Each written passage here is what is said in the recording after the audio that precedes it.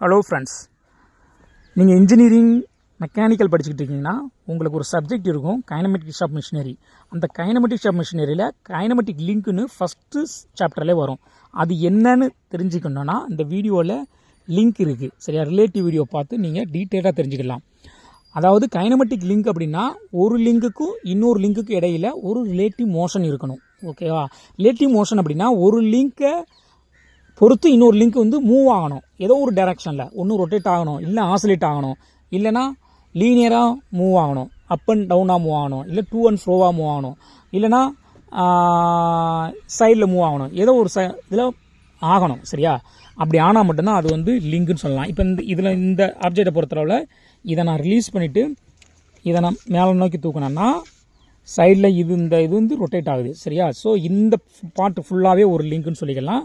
இதை பொறுத்து இது ஒரு கைனமெட்டிக் லிங்க்னு சொல்லிக்கலாம். இந்த ஹேண்டில் இந்த இடம் வந்து ஒரு கைனமெட்டிக் லிங்க்னு சொல்லிக்கலாம். இந்த இடம் இதில் இருந்து இது வரைக்கும், சரியா? ஸோ இதை பற்றி தானே டீட்டெயிலான வீடியோ வேணுன்னா அந்த ரிலேட்டிவ் வீடியோ இருக்கும் பாருங்கள், இதில் அந்த வீடியோவை நீங்கள் கிளிக் பண்ணி டீட்டெயிலாக தெரிஞ்சுக்கோங்க. பை.